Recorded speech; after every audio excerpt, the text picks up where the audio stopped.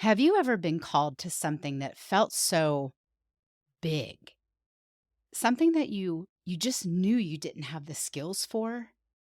Something that would surely result in failure, at least as far as you were concerned.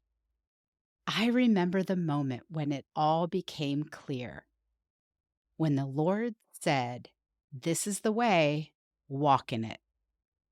Campus president. Say what? You want me to do what? It felt like I was being shoved onto a stage in front of a packed audience without a script, no lines, and no costume. The spotlight was blinding, and I was frozen with fear. Campus president? I don't even have a master's degree, let alone a PhD. I just finished a first time supervisor role. I have no idea how to be a president.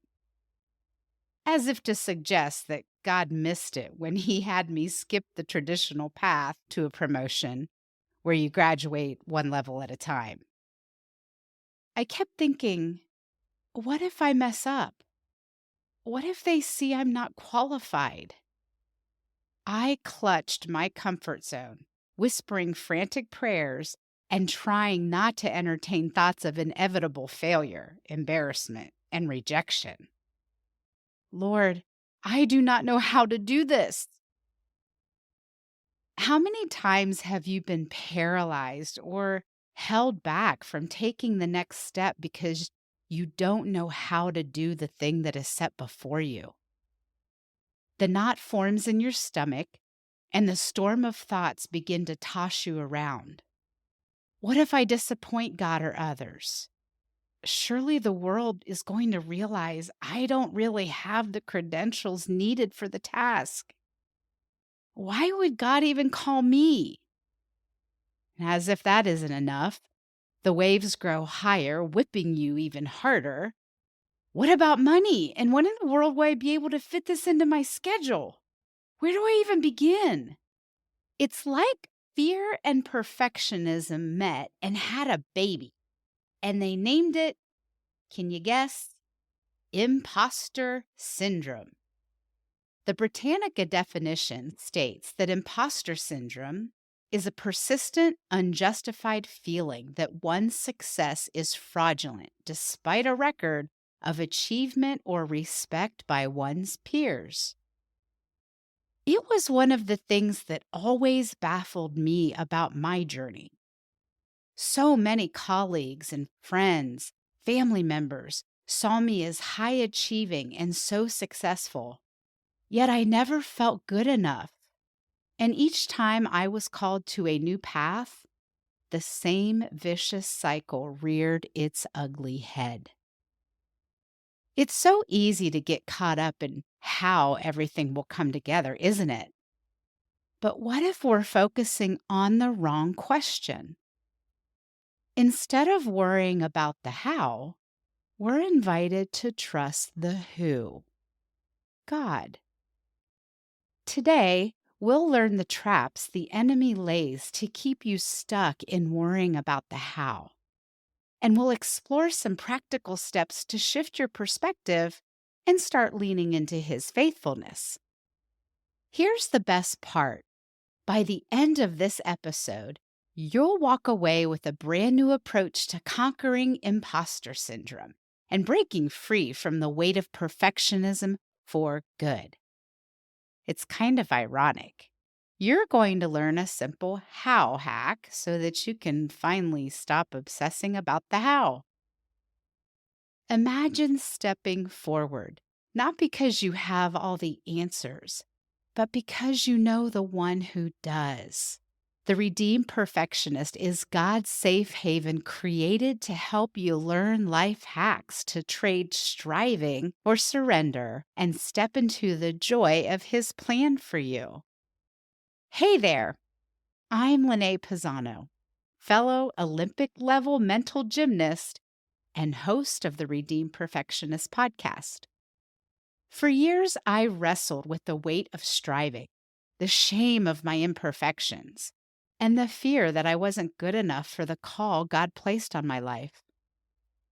Every time I felt His nudge to step into something new, I found myself trapped in overthinking, battling imposter syndrome, and paralyzed by the belief that I needed to have it all figured out before I could move forward. Little did I know that those very experiences were tools God would use to unlock the door to freedom. Make no mistake, I'm not talking about freedom just for me. Sister, He had you in mind the entire time. You are the reason this podcast exists. You might find it helpful to get a pen and paper for this episode, just in case inspiration strikes. It will be chock full of treasures that will multiply as you invest in using them, just like in the parable of the talents found in Matthew 25:14-30. And if you would like an even bigger return on your investment, head over after this episode to my website at leneepezzano.com, where you will find a treasure trove of resources for your journey. That's LeneePezzano.com.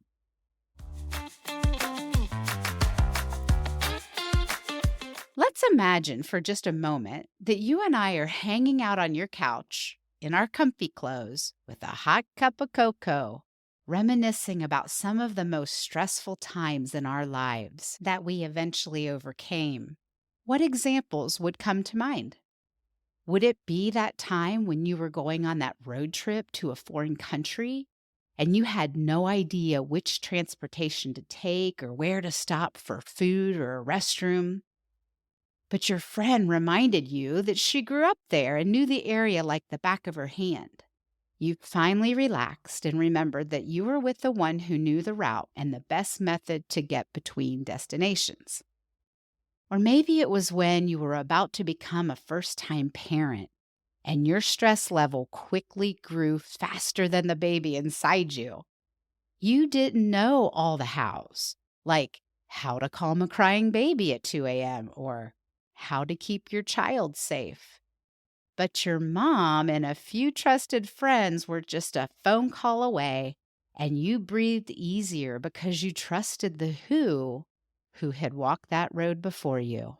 Isn't there just something so comforting about having a trusted someone who knows the how when you don't? What if, in each of the scenarios just mentioned, the trusted source of help was removed? Where would that leave you? Let's go back to my opening story when the Lord called me to be a campus president. Remember the fight, flight, or freeze response you learned in 7th grade health class? It's when the body perceives a threat and activates the sympathetic nervous system, which overrides the body's calming abilities.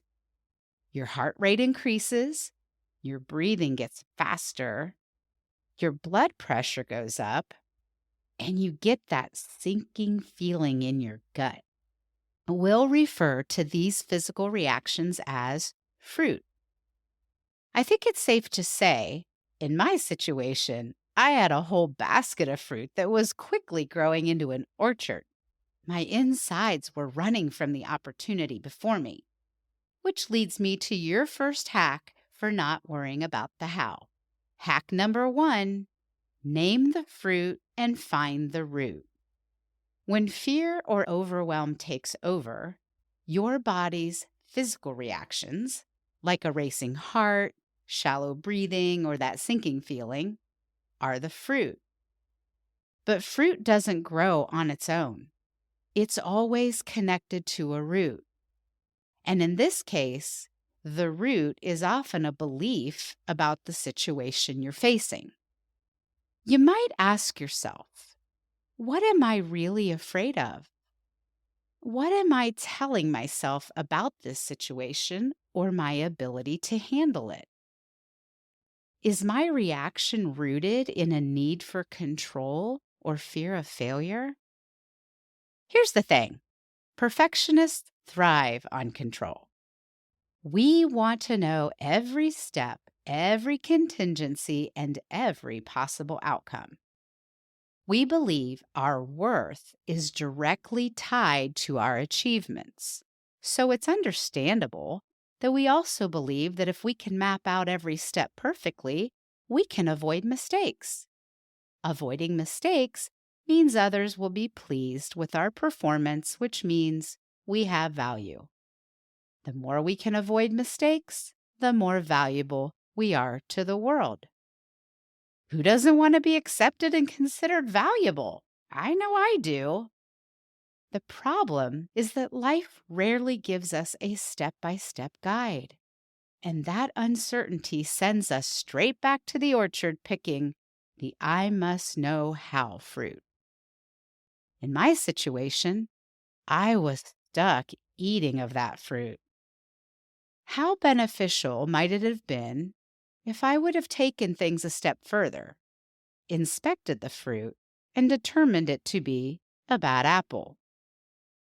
What if I flipped the script and instead of obsessing about the how everything would work out, I focused on who could guide me through it? Someone who knew the process like the back of his hand. Someone who was just a phone call away and who had walked the road before me. Which brings us to hack number 2. Shift from the how to the who. Hebrews 4:15 says, "For we do not have a high priest who cannot sympathize with our weaknesses, but was in all points tempted as we are, yet without sin." This tells us that God understands in all points what we are going through, all of our fears, worries, and doubts. Yet, he, of course, didn't succumb to fear and unbelief. Safe to say, he's been there, done that. That, in and of itself, brings my anxiety down a few notches. He also says in Isaiah 41:13, "For I, the Lord thy God, will hold thy right hand, saying unto thee, Fear not, I will help thee." What situation brings you the greatest fear? Maybe it's a crowded room where you feel out of place. Maybe it's a stormy sea of thoughts like I had, swirling out of control. Or maybe it's just that crossroads in life where you don't know which way to go. In that place, imagine God standing right beside you. He's not far off, but close. So close that you feel his steady presence. Then you hear him say, "Give me your hand." Visualize placing your trembling right hand into his strong, warm hand. Feel how steady it is. Feel the strength that flows into you just by being connected to him. And then he says it. Don't be afraid. I will help you. Let that sink in for a moment. The God who holds the universe is holding your hand, looking into your eyes, and promising that you do not have to carry this alone. Life will always bring us situations that tempt us to try to take control and obsess about the how. When you find yourself spiraling, what if you stop and ask, am I trusting in the how or the who? If it's the how, you can remind yourself that God already knows the way. You can immediately lean into prayer, shifting your focus onto Him, and declare scripture over your situation. Here's an example of how that might sound. Lord, I feel myself panicking and worrying about the how. But your word says, trust in the Lord with all your heart and lean not on your own understanding. In all your ways, submit to him, and he will make your paths straight. I choose to trust in you, Lord. Isaiah 26:3 says, You will keep him in perfect peace whose mind is stayed on you because he trusts in you. There's something so amazing that happens when we shift our focus to the who. Our emotions settle, hope is restored. We can breathe again and feel peace and calmness. We become present and are able to enjoy the moment. We have new energy and we begin to sense his presence. This leads to my third and final hack of the day for you. Hack number 1, name the fruit, find the root. Hack number 2, shift from the how to the who. And hack number 3, renew your mind, renew your peace. Perfectionism often leads us to get stuck in the loop of negative thoughts that fuel our anxiety and self-doubt and fear of failure. But God invites us to renew our minds in Him and focus on His truth rather than our worries. Romans 12:2 says, "Do not be conformed to this world, but be transformed by the renewing of your mind, that you may prove what is that good and acceptable and perfect will of God."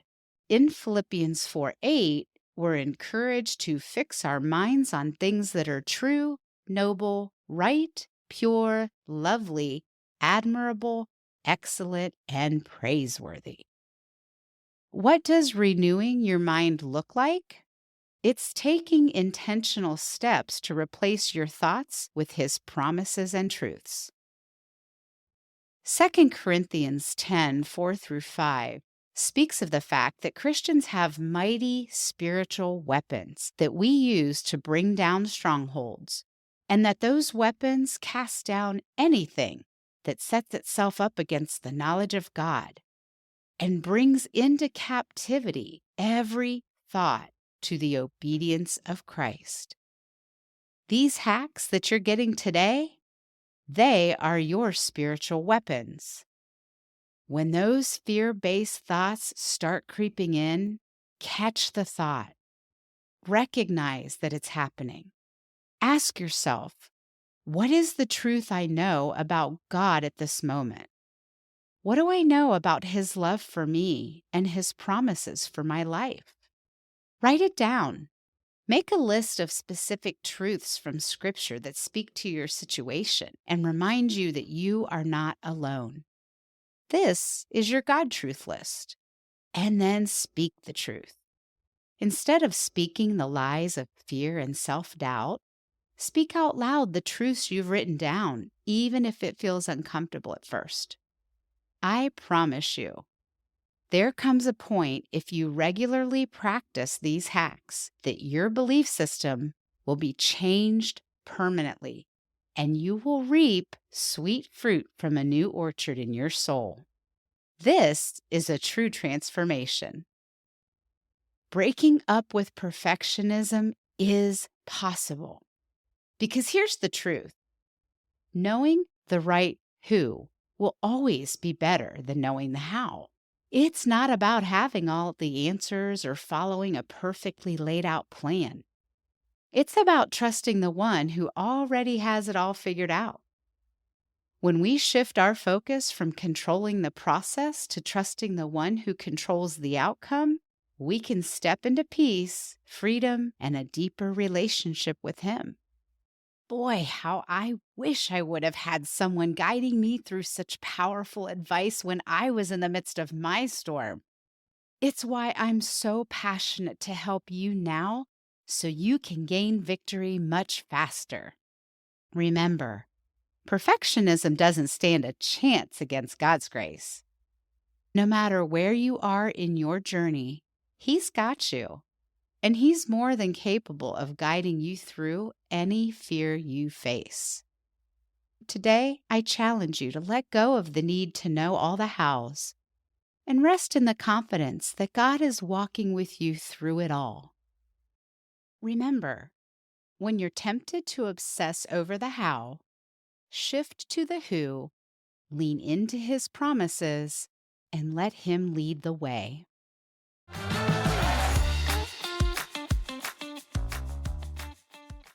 If today's episode resonated with you, don't miss next week's episode, where we'll dive even deeper into how to break up with perfectionism and learn to love yourself.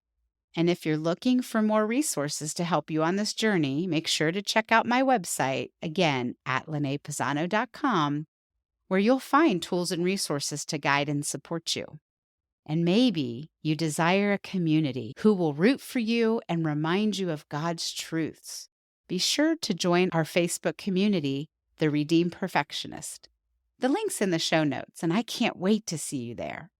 And lastly, maybe you need to express a thought, or maybe you had a real aha moment today that you are dying to share. I'm all ears. Just click that little telephone below that says Ask Lenee Anything, and let me hear it. Until next time, sis, keep your hacker hacking. You've got this.